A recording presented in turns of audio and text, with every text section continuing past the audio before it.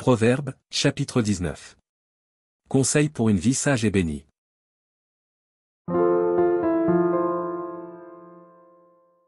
Mieux vaut le pauvre qui marche dans son intégrité, que l'homme qui a des lèvres perverses et qui est un insensé. Le manque de science n'est bon pour personne, et celui qui précipite ses pas tombe dans le péché.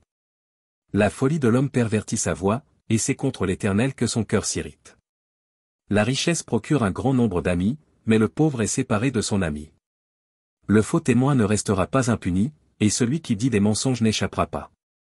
Beaucoup de gens flattent l'homme généreux, et tous sont les amis de celui qui fait des présents. Tous les frères du pauvre le haïssent, combien plus ses amis s'éloignent-ils de lui. Il leur adresse des paroles suppliantes, mais ils disparaissent. Celui qui acquiert du sens aime son âme, celui qui garde l'intelligence trouve le bonheur. Le faux témoin ne restera pas impuni, et celui qui dit des mensonges périra. Il ne sied pas à un insensé de vivre dans les délices, combien moins à un esclave de dominer sur des princes. L'homme qui a de la sagesse est lent à la colère, et il met sa gloire à oublier les offenses. La colère du roi est comme le rugissement d'un lion, et sa faveur est comme la rosée sur l'herbe. Un fils insensé est une calamité pour son père, et les querelles d'une femme sont une gouttière sans fin. On peut hériter de ses pères une maison et des richesses, mais une femme intelligente est un don de l'Éternel.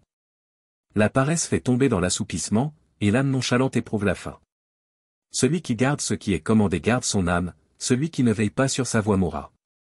Celui qui a pitié du pauvre prête à l'Éternel, qui lui rendra selon son œuvre.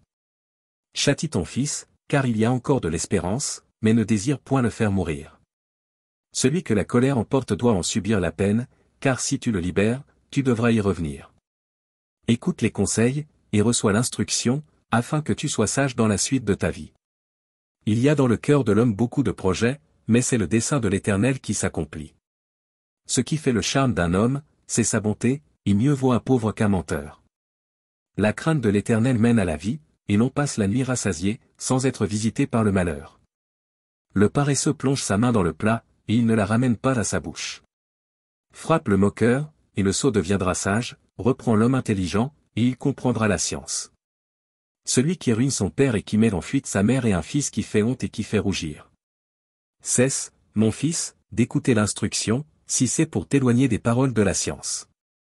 Un témoin pervers se moque de la justice, et la bouche des méchants dévore l'iniquité. Les châtiments sont prêts pour les moqueurs, et les coups pour le dos des insensés.